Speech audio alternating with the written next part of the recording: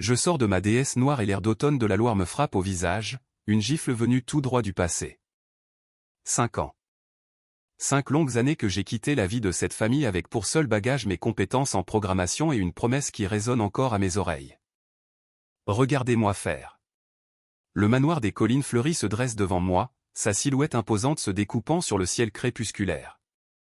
Son entrée en marbre luit sous le soleil couchant, une promesse de luxe et de faux-semblants.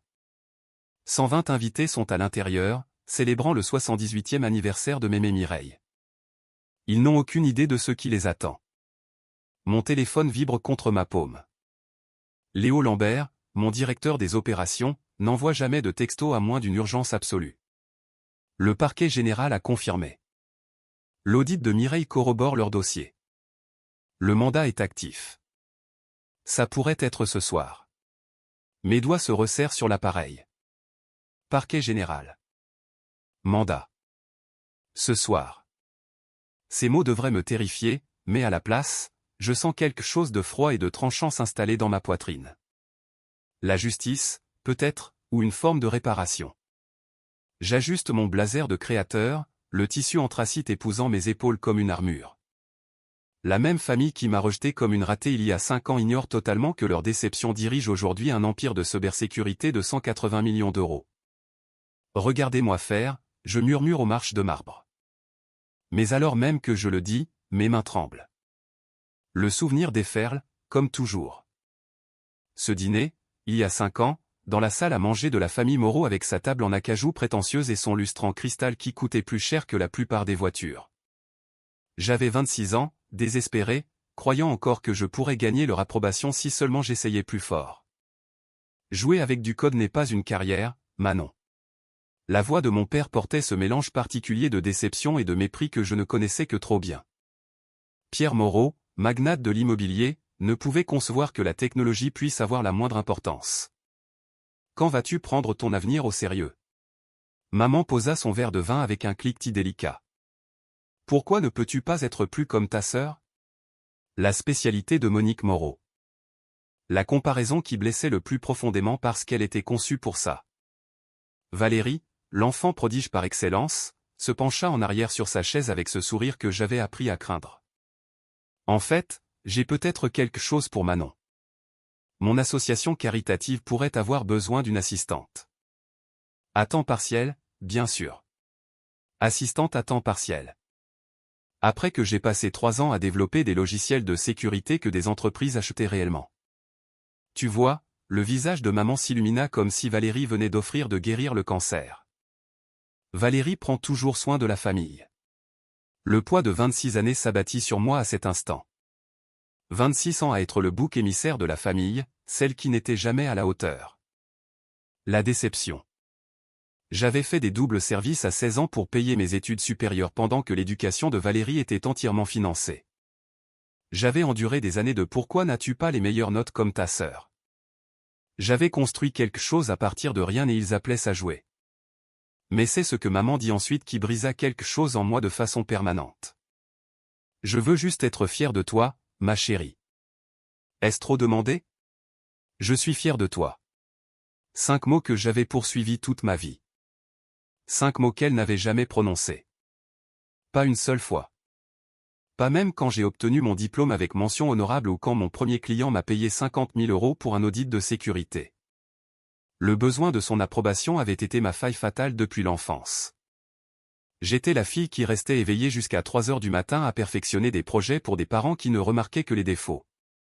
J'étais l'adolescente qui s'épuisait au travail pour prouver qu'elle méritait le même investissement qu'ils accordaient à Valérie sans poser de questions. J'étais la jeune femme qui continuait de croire que si seulement je réussissais assez, si seulement je gagnais assez d'argent, si seulement je devenais assez brillante, ils me verraient enfin. Mais assise à cette table, observant la satisfaction suffisante de Valérie et les expressions soulagées de mes parents parce que leur enfant prodige avait résolu le problème Manon, j'ai compris la vérité qui allait tout changer. Le jeu était truqué.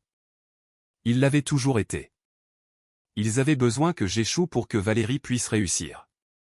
Ils avaient besoin que je reste petite pour qu'ils puissent se sentir grands. Ils avaient besoin que je reste désespérément en quête d'approbation pour pouvoir la distribuer comme une récompense à la conformité. Je me suis levé de cette table en acajou. Le visage de mon père devint flasque de choc. Le sourire de Valérie vacilla. Regardez-moi faire, dis-je. 3 mots qui voulaient tout et rien dire. Regardez-moi faire quoi? Construire quelque chose de réel. Prouver ma valeur. Réussir sans vous. Tout ça. Rien de tout ça. Je ne le savais pas encore. J'ai franchi leur porte d'entrée dans la nuit d'octobre. J'ai bloqué leur numéro de téléphone. J'ai renvoyé les cartes de Noël sans les ouvrir. J'ai bâti bouclier avant-garde depuis un ordinateur portable dans mon studio, codant 18 heures par jour, nourri par la rage et la détermination. Pendant 5 ans, je me suis choisi plutôt que leur approbation. Ce fut la décision la plus terrifiante et la plus libératrice que j'ai jamais prise. Maintenant, je me tiens devant le manoir des collines fleuries et cette jeune femme terrifiée de 26 ans vit toujours quelque part dans ma poitrine, me chuchotant que je n'ai pas ma place ici, que je ne serai jamais assez bien. Que franchir ces portes prouvera qu'ils avaient raison sur moi depuis le début. Mais elle a tort. Je ne suis pas la fille brisée qui est partie il y a 5 ans. Je suis à elle. Moreau, PDG de Bouclier Avant-Garde. Forbes m'a présenté sur leur liste des 35 de moins de 35 ans, bien que ma famille ne l'ait jamais su parce qu'ils n'ont jamais cherché. Je protège les infrastructures critiques de 3 régions. J'emploie 47 personnes qui dépendent de mes décisions. Je ne joue plus avec le code. Je gagne. Les portes d'entrée du manoir s'ouvrent alors qu'un couple de septuagénaires émerge, la femme serrant des perles qui coûtent probablement plus cher que ma déesse. Ils ne me reconnaissent pas, mais pourquoi le feraient-ils? La dernière fois que la haute société de Val-de-Loire m'a vu, j'étais la ratée de la famille Moreau. Ce soir, ça change. Mon téléphone vibre à nouveau. Un autre texto de Léo. Tu es sûr de toi? Je peux tout gérer d'ici. Je souris presque. Léo Lambert, la première personne qui a vu ma valeur avant que je ne la prouve. Mon directeur des opérations, mon ami, le frère que j'ai choisi à la place de la famille dont j'ai hérité. Il a proposé de m'épargner cette confrontation, de me laisser éviter le champ de bataille émotionnel qui m'attend à l'intérieur. Mais fuir prouverait qu'ils avaient raison et j'en ai fini de fuir. Je réponds, je gère, parce que c'est le cas. Quoi qu'il arrive ce soir, quel que soit le drame familial qui se déroule, quelle que soit la douleur qui remonte à la surface, je sais qui je suis maintenant. Je sais ce que j'ai construit. Je sais que ma valeur n'est pas déterminée par des gens qui ne reconnaîtraient pas le talent même s'ils déboguaient tout leur réseau. Les marches de marbre semblent solides sous mes talons. Le portier hoche la tête respectueusement. À travers la vitre, je vois des parents à qui je n'ai pas parlé depuis 5 ans, tous vêtus de leurs plus beaux atours, tous complètement inconscients que leur monde est sur le point de basculer. Mémé Mireille est là-dedans, quelque part. La seule membre de la famille qui m'ait jamais vu clairement. C'est pour elle que je suis venu ce soir, la raison pour laquelle je retourne dans ce champ de mines émotionnelles. C'est aussi la raison pour laquelle je sais que j'y survivrai. Je saisis la poignée et, un instant, je me laisse tout ressentir. La peur, la colère, l'espoir, le deuil. 5 ans de silence qui se terminent en une seule soirée.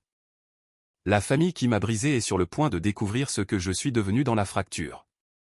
L'avertissement arrive 3 jours avant la fête de Mémé Mireille.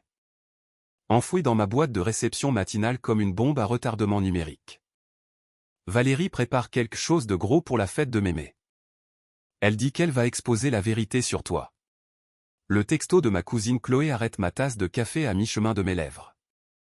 Je suis assise dans mon Penthouse à Lyon, 47 étages au-dessus de la ville qui a reconstruit ma vie. Et soudain, j'ai de nouveau 26 ans. Le cœur battant, les paumes moites, ce nœud familier d'angoisse qui se forme dans mon estomac. Exposer quelle vérité? Je n'ai parlé à aucun d'eux depuis 5 ans. J'ai été en protocole fantôme depuis que j'ai quitté leur salle à manger. Que pourrait bien savoir Valérie de ma vie maintenant? Je transfère le message à Léo Lambert sans un mot. Mon directeur des opérations comprend la guerre familiale mieux que la plupart des gens ne comprennent leur propre carrière. Il a bâti sa fortune en échappant à un clan tout aussi toxique à Lyon. Sa réponse arrive en quelques minutes. Je m'en occupe. J'appelle des contacts maintenant. C'est pour ça que je paie Léo le prix fort. Enfin, l'une des raisons. L'autre est qu'il est la seule personne en qui j'ai une confiance totale, ce qui en dit long sur ma relation avec mes parents de sang et rien sur ses qualifications. 2 heures plus tard, il se tient dans mon bureau avec l'expression que j'ai appris à craindre. C'est le même regard qu'il avait lorsqu'il a découvert que notre plus grand concurrent volait notre code. Une préoccupation professionnelle enveloppée dans une fureur à peine contenue. Elle a engagé des enquêteurs, dit-il sans préambule. Dupont et Dubois de Lyon. Un cabinet haut de gamme, pas bon marché. Ma poitrine se serre. Quel genre d'enquêteur? Le genre approfondi. Stéphane Dubois en particulier.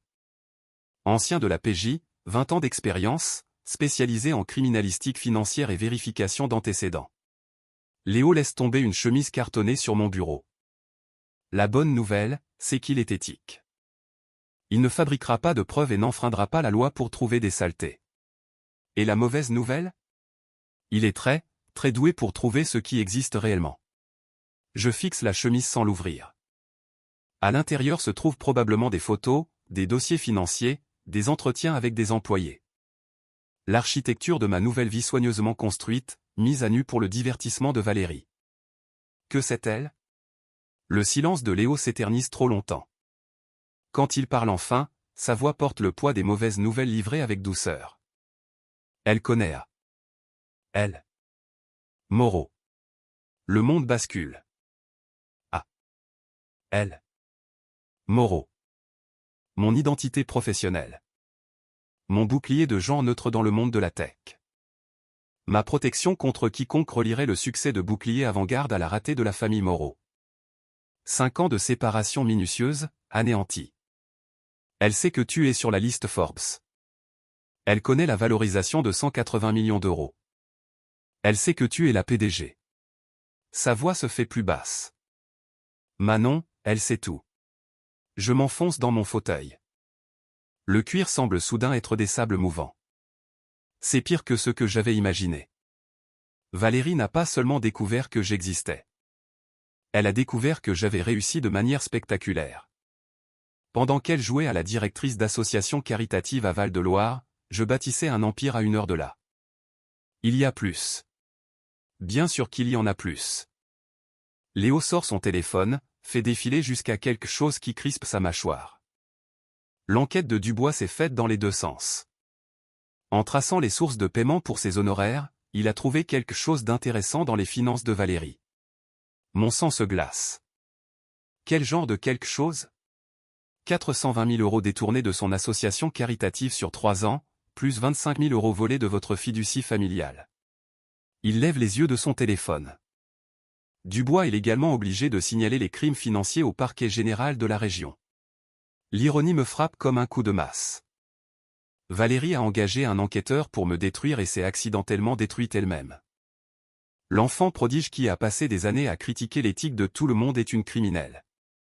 La sœur à qui tout a été servi sur un plateau d'argent a volé des dons caritatifs et de l'argent familial. Quand dépose-t-il le rapport? Il le dépose ce matin. L'expression de Léo passe de l'inquiétude à quelque chose de plus dur. Le parquet général a confirmé qu'ils ouvraient une enquête. Cela pourrait aboutir à des accusations fédérales de détournement de fonds. Je devrais me sentir vengé. Je devrais sentir la justice servie sur un plateau d'argent. Au lieu de cela, je me sens malade parce que je sais ce que cela signifie. Le monde parfait de la famille Moreau est sur le point d'imploser. Pierre et Monique Moreau, piliers de la haute société de Val-de-Loire, vont découvrir que leur enfant prodige risque 3 à 5 ans de prison fédérale. Leur reine des fondations caritatives est une voleuse. Leur statut social est sur le point de s'effondrer. Et ils me blâmeront. Non pas parce que j'ai signalé quoi que ce soit. Je ne savais rien du détournement de fonds il y a 30 secondes. Mais parce que je suis le bouc émissaire de la famille, le problème permanent, la fille dont l'existence semble invitée à la catastrophe. C'est suffisant pour que le parquet général ouvre une enquête criminelle. Ils vont agir vite. Y compris à la fête de Mémé? Y compris à la fête de Mémé. J'imagine la scène. Le manoir des collines fleuries. 120 invités sur leur 31, célébrant le 78e anniversaire de Mireille. Valérie au micro, se préparant à m'humilier publiquement lorsque des agents fédéraux franchiront ses portes de marbre. La justice poétique serait magnifique si elle n'était pas si dévastatrice. Mon téléphone sonne. Numéro inconnu de la région, mais je reconnais l'indicatif. Val-de-Loire. Dois-je répondre? Léo secoue la tête. Rien de bon ne vient des numéros inconnus lors d'une crise familiale. L'appel va sur la messagerie vocale. Puis un autre numéro inconnu appelle, puis un autre. La nouvelle se répand, je chuchote. Probablement Valérie qui appelle les parents pour les avertir de ta tromperie. Elle ne sait pas encore pour le parquet général. La voix de Léo porte un amusement sinistre. Elle planifie toujours son embuscade, sans savoir qu'elle est déjà tombée dans une. Mon ordinateur portable sonne avec une notification de mail. L'adresse de maman. Le premier contact direct en 5 ans. Sujet, obligation familiale. Manon, ton père et moi attendons ta présence à la fête de ta grand-mère. Quels que soient les jeux auxquels tu joues avec ta sœur, ils doivent cesser immédiatement. La famille passe en premier, pas tes sentiments blessés. Il est temps de grandir et de prendre la responsabilité de tes choix. Nous discuterons de ton comportement en privé après la célébration. Mère. Je le lis 2 fois, puis ferme l'ordinateur portable. Ils ne comprennent toujours pas, dis-je à personne en particulier. Ils pensent qu'il s'agit de sentiments blessés et de rivalité fraternelle.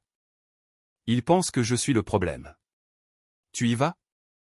La question flotte dans l'air comme la fumée d'un incendie. Vais-je entrer dans ce champ de bataille émotionnelle?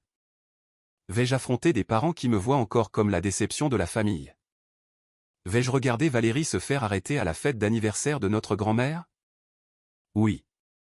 Léo lève un sourcil. Tu es sûr? Je peux tout gérer d'ici. Tu n'as pas besoin de te soumettre à ce cirque. Mais il a tort. J'ai besoin d'être là. Pas pour la vengeance, pas pour la réparation, pas même pour la justice. J'ai besoin d'être là parce que fuir prouverait tout ce qu'ils ont toujours dit sur moi. Que je suis faible. Que je ne peux pas gérer les responsabilités familiales. Que je suis le problème. Il y a 5 ans, j'ai quitté leur maison en tant que raté. Si j'y retourne, c'est en tant que succès. Non plus pour leur approbation, mais pour ma propre paix. J'ai passé 5 ans à construire quelque chose de réel pendant qu'ils jouaient à leur jeu toxique. Je dis à Léo, je ne me cache plus de la vérité. Même si la vérité va détruire tout ce qu'ils pensaient savoir de leur famille parfaite. Même si la justice vient avec des menottes et des accusations fédérales. Même si rentrer à la maison signifie tout regarder brûler. Mon téléphone n'arrête pas de vibrer. Depuis que nous avons découvert l'embuscade hier, les notifications s'accumulent comme des débris numériques d'une famille que je pensais avoir laissée derrière moi. Notifications de réseaux sociaux de parents dont je me souviens à peine. Message WhatsApp du groupe de discussion de la famille Moreau qui, de manière incroyablement impossible, inclut toujours mon numéro.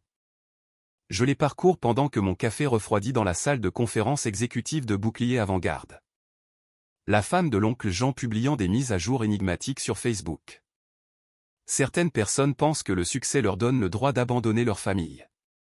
La cousine Léa partageant des articles sur les valeurs familiales avec des commentaires pointus sur la loyauté. Les miettes de pain numérique de la campagne de Valérie préparant tout le monde à la bombe qu'elle prévoit de larguer à la fête de Mémé. Le texto d'avertissement de Chloé d'hier semble maintenant prophétique. Valérie appelle tout le monde. Elle dit qu'elle va exposer la vérité sur toi à la fête. La vérité. Comme si ma sœur avait la moindre idée de ce que cela signifie. Léo entre dans la salle de conférence avec une pile de contrats gouvernementaux d'une valeur de 53 millions d'euros. Des systèmes de protection pour les infrastructures de vote dans 3 régions. Du vrai travail. Un travail qui compte. Un travail qui maintient le fonctionnement de la démocratie. Pendant que ma famille cancane à Val-de-Loire. La campagne familiale s'intensifie, je lui dis, faisant glisser mon téléphone sur la table en acajou. Il lit les messages, sa mâchoire se crispant. Tu veux que notre équipe juridique envoie une mise en demeure? Pourquoi? Dire aux parents que leur sœur qui a réussi pourrait cacher quelque chose? Je m'adosse à ma chaise. Elle est trop intelligente pour quoi que ce soit de répréhensible, elle ne fait que planter des graines. Mais le doute s'insinue quand même. Cette vieille voix familière qui murmure, peut-être qu'ils ont raison sur moi. Peut-être que construire une entreprise de 180 millions d'euros ne me rend pas digne de respect. Peut-être que je ne fais vraiment que jouer avec du code. Mon ordinateur portable sonne avec un email de maman. L'objet, responsabilité familiale. Je fixe la notification pendant 30 secondes avant de la supprimer sans la lire. Certaines conversations ne valent pas la peine d'être eues. Le parquet général a confirmé avoir reçu le rapport de Stéphane, dit Léo, s'installant dans le fauteuil en face de moi. Mais pas de calendrier sur le moment où ils agiront. Quand, pas si. La distinction est importante. Les crimes financiers de Valérie la rattraperont éventuellement. Mais la fête de Mémé est dans 2 jours. 2 jours pour le chaos que ma sœur a prévu. Mon téléphone sonne. Numéro inconnu de la région. Allô, Manon. La voix de mon père, rauque d'une fausse autorité. Nous devons parler. Je n'ai pas entendu la voix de Pierre Moreau depuis 5 ans. Elle semble plus petite que dans mon souvenir. Moins impérieuse. L'âge, peut-être. Ou la réalisation que ces tactiques d'intimidation ne fonctionnent pas sur quelqu'un qui a bâti son propre empire. À propos de quoi? La fête de ta grand-mère. Ta mère pense. Il fait une pause et j'entends la voix de maman en arrière-plan, vive et insistante. Nous pensons qu'il serait préférable que tu ne viennes pas. Le coup familier du rejet frappe ma poitrine. Même maintenant, même après tout ce que j'ai accompli, ils veulent que je parte. La fille gênante qui pourrait perturber leur récit familial parfait. Parce que Valérie dit que tu as répandu des rumeurs vicieuses selon lesquelles son association caritative a des problèmes financiers. Nous n'avons pas besoin de ce genre de drame à la célébration de Mireille. Répandre des mensonges. La projection est stupéfiante. J'ai parlé à exactement 0 membre de la famille du comportement criminel de Valérie. 0 publication sur les réseaux sociaux, 0 campagne de commérage. Je suis restée silencieuse pendant 5 ans pendant qu'ils construisaient la version fantaisiste des événements qui les aident à dormir la nuit. Je n'ai rien dit à personne à propos de Valérie. Je vois. Crois ce que tu veux, papa. On se voit à la fête. Je raccroche avant qu'il ne puisse répondre. Léo m'observe attentivement. Ça va? Ils viennent de me désinviter de la fête d'anniversaire de ma propre grand-mère parce que Valérie les a convaincus que je suis une sorte de cerveau criminel. Je ris, mais le son est creux. Le système fonctionne parfois, dit Léo doucement. Mais cela ne ressemble pas à une victoire. Cela ressemble à être debout dans des sables mouvants pendant que ma famille me jette des pierres. Mon téléphone sonne à nouveau. Cette fois, le numéro fait bondir mon cœur. Mémé. Bonjour, ma chérie. La voix de Mireille, claire comme du cristal malgré ses 78 ans. J'ai entendu dire que Pierre t'avait appelé. Il m'a désinvité de ta fête. Pierre n'a pas le droit de désinviter des gens à ma fête. Pas plus que Valérie, bien qu'elle ait suggéré que je devrais reconsidérer qui y assiste. Le ton de Mémé se durcit. Comme si j'avais besoin des conseils d'une criminelle sur les listes d'invités. Criminelle. Le mot sonne différemment venant de Mireille. Pas de spéculation ou d'accusation. Un fait. Tu es au courant de l'enquête, ma chérie. Je l'ai commandité. Le monde s'arrête. Quoi? Il y a 2 mois, j'ai commandé mon propre audit de l'association caritative de Valérie. Quelque chose dans ses finances ne collait jamais. Nouvelle Mercedes avec un salaire d'association. Vacances européennes financées par des événements de remerciement des donateurs. Je suis vieille, pas stupide. Ma grand-mère, l'esprit vif, méfiante, protectrice des ressources familiales pendant que tout le monde était distrait par la performance d'enfant prodige de Valérie. L'auditeur a tout trouvé, poursuit Mireille. Le détournement de fonds, les dépenses fantômes, l'argent volé de notre fiducie familiale. Quand cet enquêteur privé m'a approché la semaine dernière avec des conclusions similaires, j'ai partagé mon audit avec lui. Ça lui a rendu la tâche beaucoup plus facile. Les pièces s'emboîtent. Stéphane Dubois avait 2 sources de preuves. La piste papier qu'il a découverte et l'enquête indépendante de Mémé. Pas étonnant que le parquet général ait agi si rapidement. Pourquoi n'as-tu rien dit à personne? Parce que je voulais voir jusqu'où elle irait, combien elle volerait, combien de personnes elle blesserait avant que quelqu'un ne l'arrête. La voix de Mireille porte 5 décennies de sagesse familiale. Il s'avère qu'elle prévoyait de te blesser publiquement tout en volant la famille en privé. C'est là que j'ai su qu'elle était allée trop loin. Je m'enfonce dans ma chaise de conférence, dépassé. Je m'inquiète juste si elle se fait arrêter à la fête. Le choc pour toi. Le choc pourrait me tuer. Mémé rit. Manon, j'ai 78 ans, pas fragile.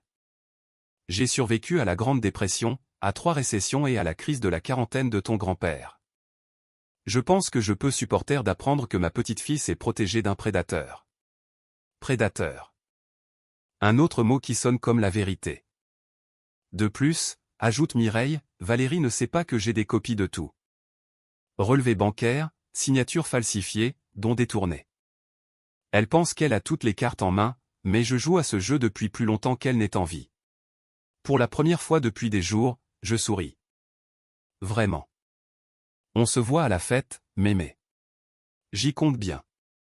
Quelqu'un doit être témoin de la justice rendue. Après avoir raccroché, je reste assise dans la salle de conférence, en silence, à tout digérer. Valérie a joué sa dernière carte la nuit dernière, menaçant mémé pour me faire taire. Mais elle l'a joué contre quelqu'un qui avait déjà 3 coups d'avance. L'enfant prodige pense qu'elle se protège en menaçant la matriarche de la famille. Elle ne sait pas que c'est la matriarche qui a lancé l'enquête en premier lieu. Léo lit toujours des contrats gouvernementaux, mais je peux dire qu'il écoute. Tu te sens mieux? Valérie ne sait pas qu'elle a déjà perdu. Elle le saura bientôt. Je vérifie l'heure. 24 heures avant la fête. 24 heures avant qu'une salle pleine de parents ne découvre que leur enfant prodige est une criminelle, tandis que leur bouc émissaire est une PDG. 24 heures avant que 5 ans de silence ne se terminent en une soirée spectaculaire. Mon téléphone vibre avec une autre notification de groupe de discussion familiale. Cette fois, c'est Valérie elle-même. J'ai hâte de voir tout le monde demain soir. Il est temps que certaines vérités éclatent. Je ris presque. Elle n'a aucune idée à quel point elle a raison. Le soleil se couche sur l'horizon de Lyon, projetant de longues ombres sur le siège de bouclier avant-garde. 47 employés rentrent chez eux auprès de familles qui respectent leurs contributions. Des contrats gouvernementaux d'une valeur de 53 millions d'euros reposent sur ma table de conférence, protégeant la démocratie elle-même. C'est ce que j'ai construit pendant que ma famille chuchotait sur mes échecs. C'est ce que j'ai accompli pendant qu'ils élevaient une criminelle. Demain soir, ils comprendront enfin la différence. Mais ce soir, je vais me préparer pour la fête la plus importante de ma vie. Non pas parce que j'ai encore besoin de leur approbation, mais parce que certaines batailles se gagnent d'elles-mêmes quand on arrête de les mener. Et parfois, la chose la plus puissante que vous puissiez faire est simplement de vous présenter et de regarder la vérité se dévoiler. Les portes de la salle de bal du manoir des Collines Fleuries s'ouvrent avec le genre de timing dramatique qui n'arrive que dans les films ou les catastrophes familiales. J'entre et 120 conversations s'arrêtent en pleine phrase. Les fourchettes se figent à mi-chemin des bouches. Les verres de vin s'immobilisent aux lèvres. Le silence se propage dans la pièce comme de l'encre renversée. Ils s'attendaient à voir une femme brisée. Ils ont face à eux une femme blindée. Mon blazer de créateur me va comme une armure ce soir. Gris anthracite au lieu du noir qu'ils imaginaient probablement que je porterais à l'enterrement de ma propre réputation. 5 ans de thérapie et 180 millions d'euros de patrimoine net m'ont donné quelque chose qu'ils ne peuvent pas comprendre. Une confiance en soi inébranlable. De l'autre côté de la pièce, le visage de Valérie devient blanc comme un linge. Elle se tient près de la table d'honneur, un microphone dans sa main manucurée, clairement prise au dépourvu au milieu de la préparation de l'humiliation qu'elle avait prévue. Sa bouche s'ouvre légèrement, puis se referme brusquement. Ce n'est pas la femme brisée qu'elle s'attendait à détruire ce soir. Mais c'est le sourire de mémé Mireille qui calme ma respiration. Elle est assise à la table d'honneur comme la reine qu'elle a toujours été, ses yeux gris vifs pétillants de secrets. Elle, comme moi, est l'une des 2 seules personnes dans cette pièce qui sait ce qui va vraiment se passer. Je ne me précipite vers aucun groupe en particulier. Je n'annonce pas ma présence ni n'offre d'explication. Je me contente de traverser l'espace comme si j'y avais ma place, parce que c'est le cas. Le succès m'a appris que la confiance ne consiste pas à se prouver. C'est connaître sa propre valeur et laisser les autres rattraper leur retard. La cousine Chloé s'approche la première, le visage rouge de ce qui ressemble à de l'embarras. Manon, je. Waouh, tu as l'air. Elle fait un geste vague vers ma tenue, ma posture, l'aura d'autorité tranquille que j'ai apparemment développée. Différente, je termine pour elle. 5 ans, ça vous change. L'oncle Jean me dévisage depuis sa table dans un coin, essayant probablement de réconcilier la ratée de la famille avec la femme qui se tient devant lui dans des vêtements de créateur. Je croise son regard et hoche poliment la tête. Il s'étouffe presque avec son vin. Valérie retrouve enfin sa voix. Elle tapote 2 fois le microphone, le larsen strident coupant les conversations murmurées qui ont repris. Mesdames et messieurs, famille et amis, sa voix a ce ton de prise de parole en public qu'elle a perfectionné grâce à son travail associatif. Ce soir, nous ne célébrons pas seulement le 78e anniversaire de Mémé Mireille. Nous accueillons aussi quelqu'un à la maison. L'insistance sur quelqu'un suinte la fausse chaleur. Je m'appuie contre le mur du fond, les bras croisés, la laissant jouer son numéro. Aujourd'hui, nous accueillons Manon à la maison en tant que PDG. Le scepticisme dans sa voix pourrait couper du verre. Plusieurs parents se tortillent mal à l'aise. Le visage de mon père se durcit à sa table près de l'avant. La main de maman volette jusqu'à son collier de perles comme pour vérifier qu'il est toujours là. Le revirement de Valérie est plus adroit que prévu. Elle abandonne l'attaque basée sur des preuves qu'elle avait prévues et passe directement à la manipulation émotionnelle. Mais que vaut le succès quand il est bâti sur l'ingratitude? Sur l'abandon de la famille qui vous a élevé, qui vous a aimé, qui ne voulait que le meilleur pour vous? Des murmures d'approbation ondulent dans la pièce. Des têtes hoches. La famille Moreau a toujours été douée pour le jugement collectif. Le succès sans la loyauté familiale n'est qu'un égoïsme sophistiqué. Sa voix se renforce alors qu'elle sent le soutien de la salle. Certaines personnes pensent que l'argent les rend meilleurs que les gens qui se sont sacrifiés pour elles. Je ne bronche pas. Il y a 5 ans, ces mots m'auraient anéanti. La Manon de 26 ans se serait effondrée sous cette humiliation publique, se serait empressée de se défendre avec des explications que personne ne voulait entendre. Mais cette femme est morte la nuit où j'ai quitté leur salle à manger. La cousine Chloé se penche vers moi, sa voix à peine un murmure. Est-ce vrai ce qu'elle dit? Que tu n'as jamais appelé, jamais envoyé de carte? Tu comprendras tout bientôt, je réponds doucement. Ma réponse posée semble la déstabiliser plus que n'importe quel argument défensif ne l'aurait fait. Elle s'attendait à de la culpabilité, de la honte, une justification désespérée. Au lieu de cela, elle a obtenu l'autorité calme de quelqu'un qui a construit une entreprise protégeant les infrastructures critiques de 3 régions pendant qu'il cancane à Val-de-Loire. Pierre se joint à la performance de Valérie depuis sa table. Certaines personnes pensent que le succès excuse l'abandon. Sa voix porte facilement à travers la pièce. Mais le caractère ne se mesure pas en compte en banque. L'ironie serait drôle si elle n'était pas si tragique. Le discours de Valérie devient plus vicieux alors qu'elle sent que l'énergie de la salle change. Ses arguments préparés ne font pas mouche comme elle l'espérait. Quand la loyauté familiale devient gênante, quand la gratitude devient un fardeau, quel genre de personne choisit la fierté plutôt que l'amour? Mais je remarque que l'oncle Jean fronce les sourcils maintenant. Tante Marie chuchote à son mari. Le vent ne tourne pas comme Valérie l'avait prévu. Le mantra interne de ma thérapie résonne dans ma tête, leur opinion sur moi ne me regarde pas. Je me souviens de la dernière séance de thérapie avant de décider de venir ce soir, le docteur Sandrine posant la question qui a tout changé. Que ferait la Manon de 26 ans en ce moment? La réponse avait été immédiate et dévastatrice. Elle se serait levée, le visage rouge et désespéré, essayant de se défendre avec des mots qu'il ne croirait jamais.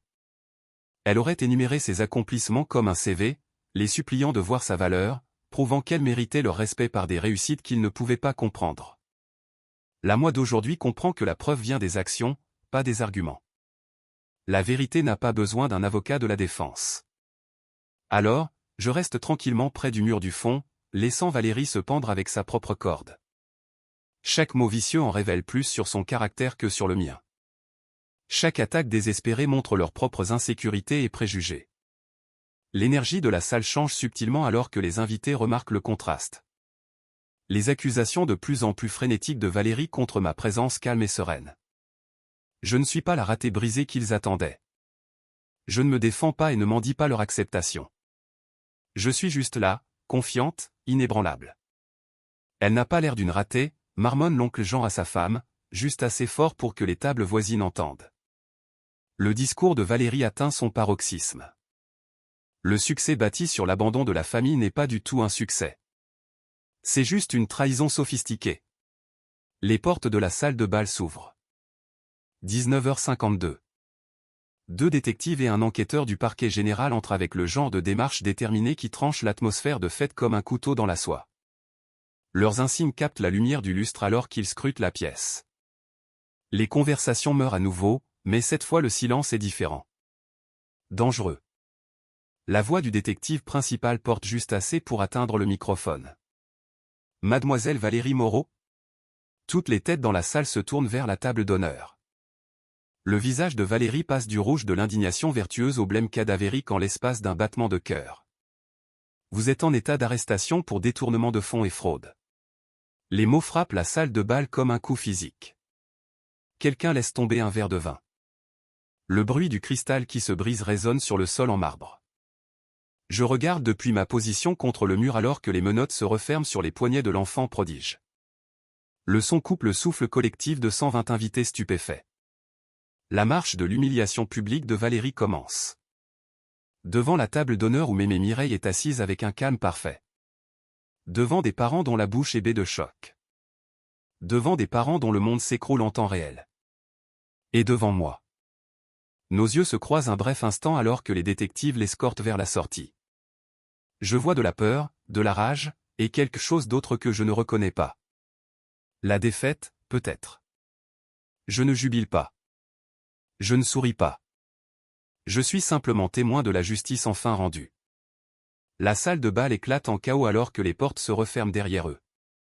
Pierre et Monique se précipitent vers moi, leur voix s'élevant dans une confusion désespérée. Que as-tu fait? Comment as-tu pu faire ça à ta propre sœur? La voix claire de Mémé Mireille coupe court à leur panique. Manon n'a rien fait. Le parquet général a fait son travail. La vérité est enfin révélée. La conspiration familiale de l'aveuglement volontaire se fissure enfin. Les parents chuchotent frénétiquement. Attendez, si Manon n'a pas signalé ça, alors qui l'a fait? Léo Lambert entre discrètement par la porte latérale, sa présence confirmant ce que certains invités commencent à soupçonner. Je ne suis plus la ratée de la famille. Je suis la seule encore debout. La salle de bal bourdonne de conversations chuchotées qui fendent l'air comme de l'électricité statique. Je me tiens près de la table des desserts, observant les membres de la famille se regrouper en petits cercles, leurs voix basses mais leurs gestes animés. Le gâteau d'anniversaire reste intact, ses 78 bougies maintenant des flaques de cire froide sur le glaçage. 20 minutes se sont écoulées depuis que Valérie est partie menotter. 20 minutes depuis que le monde de ma famille s'est fracturé. J'ai entendu dire que c'était du détournement de fonds, chuchote tante Patricia à oncle Jean, sa voix portant malgré sa tentative de discrétion. 400 000 € de sa propre association. Mon Dieu, Pat, nous avons fait un don à ce truc, répond Jean en secouant la tête. La cousine Chloé s'approche de moi, le visage pâle. Manon, je suis tellement désolé. Je n'avais aucune idée de tout ça quand je t'ai prévenu du plan de Valérie. Je touche doucement son bras. Moi non plus. Pas les détails, en tout cas. Mais ce n'est pas tout à fait vrai.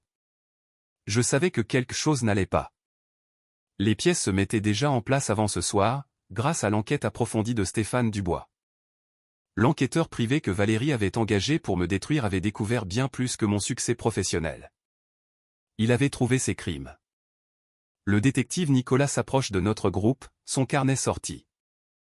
Mademoiselle Moreau, je dois vous poser quelques questions sur les activités financières de votre sœur. Je n'ai eu aucun contact avec Valérie depuis 5 ans, dis-je clairement. Je ne savais rien de ses opérations commerciales. Mais vous avez engagé l'enquêteur qui a découvert le détournement. Non. La vérité semble étrange dans ma bouche. Ma sœur a engagé Dupont et Dubois pour enquêter sur moi. Monsieur Dubois a découvert ces crimes en menant cette enquête. Nicolas hoche la tête, prenant une note.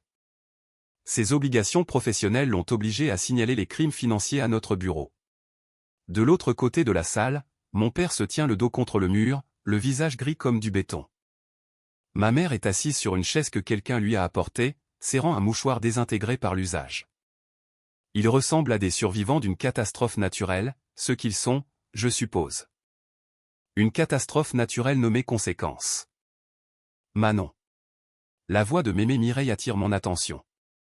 Elle est assise à la table d'honneur, portant toujours son diadème d'anniversaire, l'air plus alerte et vif que quiconque dans la pièce. « Voudrais-tu m'aider avec quelque chose ?» Je me dirige vers sa table, consciente que les conversations s'interrompent à mon passage. Il y a 5 ans, ces gens m'ont regardé partir en tant que raté de la famille. Ce soir, ils me voient comme quelque chose de complètement différent.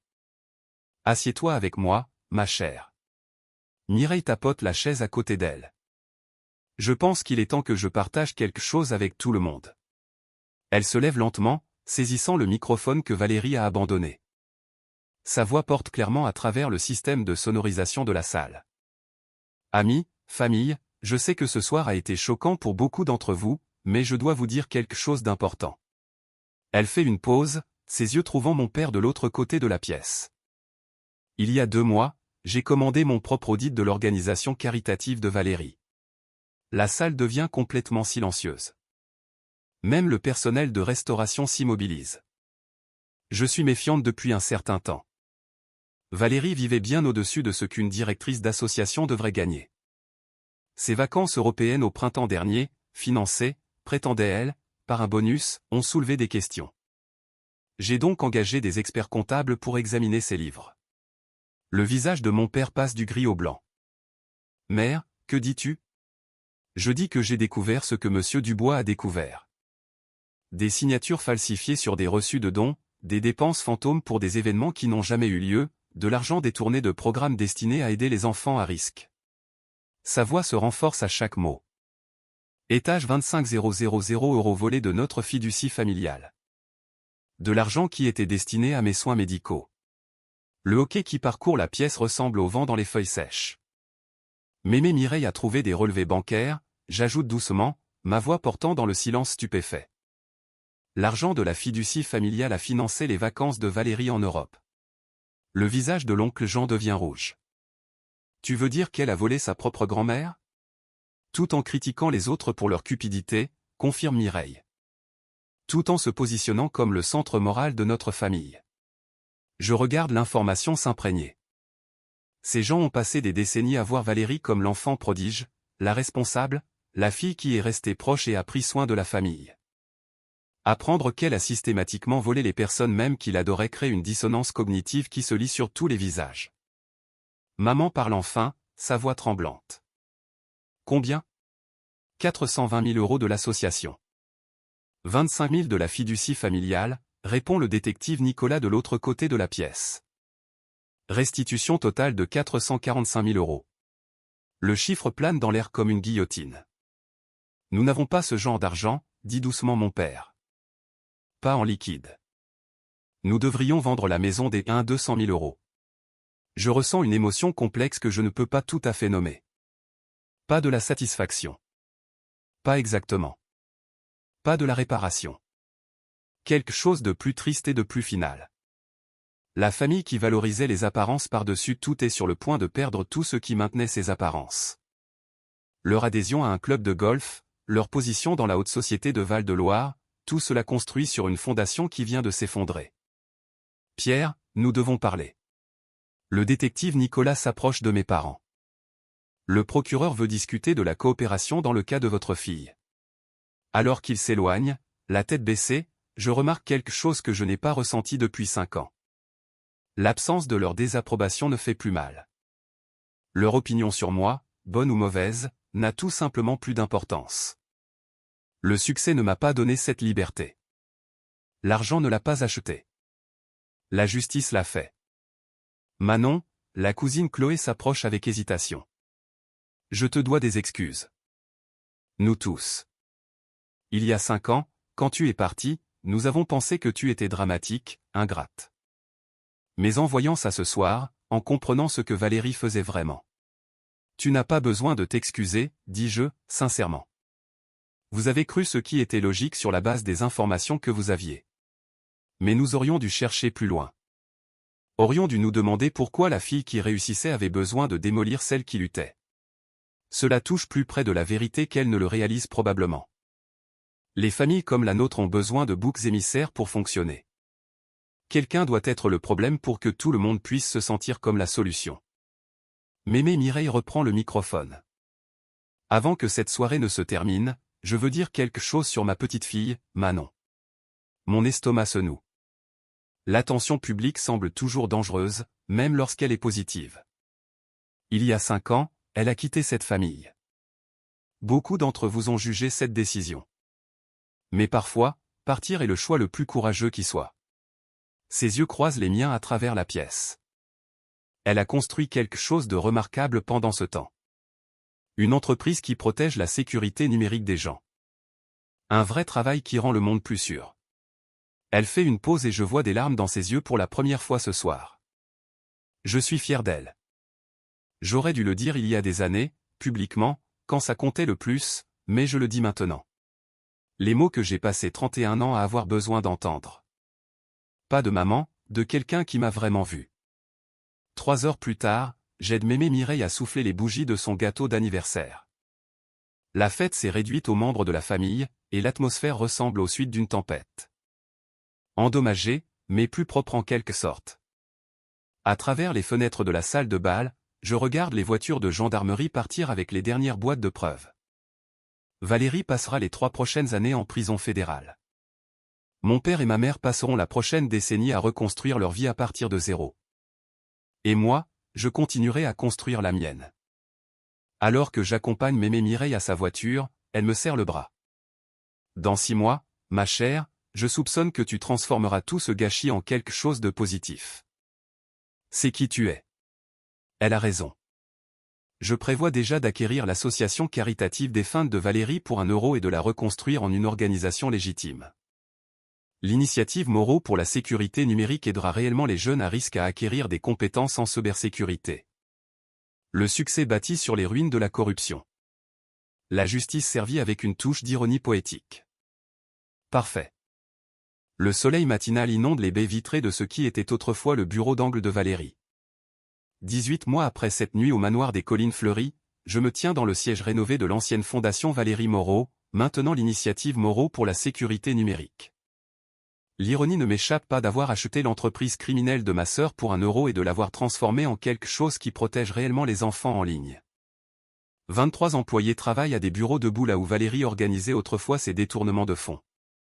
Leur conversation bourdonne d'une véritable excitation à propos des programmes d'éducation à la cybersécurité, des ateliers de codage pour les jeunes à risque et des initiatives d'alphabétisation numérique. Le nom Moreau signifie enfin quelque chose de positif à Val-de-Loire, quelque chose que j'ai construit sur les cendres de la corruption de ma sœur. Lucas Duval, notre directeur de programme, s'approche avec une tablette, montrant les chiffres d'inscription. Nous avons 15 jeunes inscrits pour l'atelier de samedi. 2 viennent du foyer de groupe de la Rive. Le même foyer de groupe où Valérie prétendait envoyer des dons qui ne sont jamais arrivés. Maintenant, nous y allons vraiment. Parfait, je lui dis, en regardant un groupe d'adolescents à travers la vitre de la salle de conférence alors qu'ils déboguent leur premier programme de sécurité. Assure-toi que Sophie a commandé des pizzas supplémentaires. Mon téléphone sonne avec un email qui me coupe le souffle. L'expéditeur est Mireille Moreau, résidence Senior Les Chênes Dorées. L'objet, invitation à dîner dimanche. Dîner du dimanche. 6 ans. 6 ans que je n'ai pas reçu d'invitation à un dîner de famille. Et celle-ci vient de mémé Mireille dans son nouvel établissement. Pas de Pierre et Monique dans leur modeste appartement en ville. Le même papier cartonné crème, la même écriture élégante, mais maintenant la dynamique du pouvoir a complètement changé. Je le lis 2 fois avant que l'anxiété que j'attends n'arrive jamais. Au lieu de cela, je ressens quelque chose de plus léger. Le choix. L'invitation ne commande pas ma présence ni ne manipule ma culpabilité. Elle offre simplement une option, comme choisir entre des restaurants. Je tape sur répondre et j'écris, j'ai hâte, mémé. Dois-je apporter quelque chose? Aucune peur, aucune remise en question, aucun besoin désespéré de prouver ma valeur par un comportement parfait. Juste une petite fille qui dit oui à sa grand-mère parce qu'elle en a envie. Le souvenir remonte sans crier gare. 3 mois de thérapie, dans le cabinet du docteur Sandrine avec ses murs gris apaisants et ses mouchoirs placés stratégiquement. Parlez-moi de l'approbation, avait-elle dit. J'ai passé 31 ans à essayer d'obtenir l'approbation de gens qui n'allaient jamais me la donner. Les mots étaient sortis comme une confession. C'est comme demander une collation à un distributeur automatique cassé. Vous continuez à y mettre des pièces, à appuyer sur les boutons, à ne rien recevoir en retour, mais vous vous convainquez que la prochaine pièce fonctionnera. Le docteur Sandrine avait hoché la tête. Que se passe-t-il lorsque vous arrêtez de nourrir la machine? Vous en trouvez une qui fonctionne. Ce moment de déclic où j'ai réalisé que chercher la validation de personnes toxiques n'était pas de la persévérance. C'était de la folie. La liberté émotionnelle de construire l'estime de soi par l'accomplissement et le service plutôt que par l'approbation familiale avait mis des mois à sembler réelle. Mais maintenant, elle est ancrée en moi. Je n'ai plus besoin de leur fierté, je chuchote au bureau vide. J'ai la mienne. La voix de Léo résonne depuis le couloir alors qu'il discute des projections trimestrielles avec notre nouvelle recrue. Le mois dernier, je l'ai promu président de l'entreprise. Notre partenariat professionnel devenant le genre d'amitié pour la vie que je n'aurais jamais cru possible. Bouclier Avant-Garde s'est étendu à 4 régions, protégeant les infrastructures critiques des cybermenaces, tandis que ses 23 employés aident les enfants à naviguer dans les dangers numériques. La reconnaissance de Forbes a conduit à des opportunités de conférences sur le leadership en cybersécurité. La semaine dernière, un collègue entrepreneur nommé David m'a invité à dîner après ma présentation à Nice. Non pas parce qu'il voulait quelque chose de mon entreprise, mais parce qu'il admirait la force qu'il a fallu pour reconstruire la réputation de ma famille tout en protégeant mes propres limites. Tu sors avec quelqu'un, avait observé Léo lundi matin, souriant à mon air distrait. Peut-être, avais-je admis, réalisant que c'était ça, une attirance saine. Pas de besoin désespéré de prouver ma valeur, pas d'anxiété quant à des intentions cachées, juste 2 adultes qui respectent le travail de l'autre et veulent en savoir plus. Mon téléphone vibre avec un texto de Chloé, j'ai vu le reportage local sur l'initiative pour la sécurité numérique. Maman dit qu'elle est fière de ce que tu construis.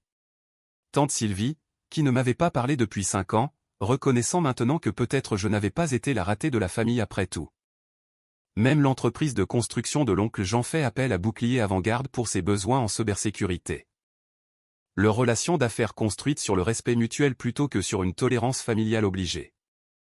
3 jeunes femmes entrent dans le hall, des carnets serrés contre leur poitrine comme des boucliers.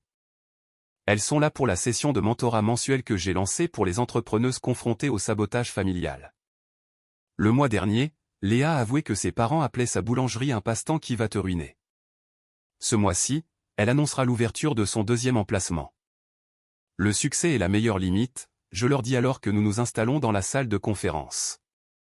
Non pas parce que l'argent compte, mais parce que la réussite parle plus fort que les explications. Elle hoche la tête avec l'intensité de personnes qui ont passé des années à défendre leurs rêves face à des gens déterminés à ne pas les comprendre. Je vois mon moi de 26 ans dans leur visage. Cette fin désespérée de validation de sources qui ne la fourniront jamais. L'opinion de votre famille sur votre entreprise n'est pas un reflet de votre entreprise, je continue. C'est un reflet de leur capacité à reconnaître la valeur. Certaines personnes ne peuvent pas voir une forêt parce qu'elles sont concentrées à critiquer les feuilles individuelles. Léa lève la main. Et s'ils ont raison sur les risques? Alors vous faites des recherches, vous planifiez et vous atténuez ces risques. Mais vous ne laissez pas leur peur devenir votre plafond. Après leur départ, inspiré et armé de stratégies pratiques, je me rends à la résidence senior Les Chênes Dorées pour le dîner du 79e anniversaire de Mémé Mireille. 8 personnes réunies dans la salle à manger de la résidence. Pierre et Monique brillent par leur absence. Valérie en est à sa 2e année de prison fédérale. Son audience de libération conditionnelle est encore dans 18 mois. La cousine Chloé passe la purée pendant que l'oncle Jean partage des histoires de construction qui font vraiment rire Mireille. La conversation tourne autour de sujets familiaux normaux, ces histoires sur le club de lecture de la résidence, mon dernier contrat gouvernemental protégeant les systèmes de vote dans 3 régions. Pas de drame, pas de manipulation, pas de marche sur des œufs, juste une connexion normale entre des adultes qui se respectent. Parle-moi de ce jeune homme à Nice, dit Mireille avec un sourire entendu. Il s'appelle David. Il construit des systèmes d'énergie renouvelable. Est-ce qu'il te fait rire? Oui. Un bon rire est important. Pas d'interrogatoire sur ses revenus. Son milieu familial. Son plan quinquennal. Juste une grand-mère qui veut que sa petite-fille soit heureuse. En rentrant chez moi à travers l'horizon nocturne de Lyon, le siège de Bouclier Avant-Garde brillant parmi les tours. Mon téléphone affiche 17 appels manqués d'un numéro bloqué. probablement Monique qui essaie encore de me culpabiliser pour des obligations familiales qui n'existent plus. Je les supprime sans les écouter. De la même manière que je supprime les spams. Un texto de Léo illumine mon écran. Le gouvernement vient d'approuver le contrat d'infrastructure de 50 millions d'euros. Félicitations, patronne. 50 millions d'euros pour protéger la vie numérique des gens contre de réelles menaces. Mon sourire n'est cependant pas dû à l'argent. La sécurité financière est agréable. Il s'agit de la mission, du but, de la connaissance que ma douleur s'est transformée en protection pour les autres. Je me gare dans le garage de mon immeuble et sors mon journal de la boîte à gants. La couverture en cuir est usée maintenant, remplie de 2 ans de réflexion, de percées et d'observations honnêtes. Il y a 6 ans, j'ai quitté la maison de ma famille en tant que raté. Ce soir, je suis rentré chez moi, dans ma propre vie, en tant que succès. La différence n'était pas l'argent. C'était d'apprendre que certaines batailles se gagnent d'elles-mêmes quand on arrête de les mener. Valérie s'est détruite en essayant de me détruire. J'ai gagné en devenant quelqu'un qui valait la peine d'être protégé. La famille, ce ne sont pas ceux qui partagent votre sang. Ce sont ceux qui sont là quand votre monde s'écroule. Et parfois, être là signifie partir.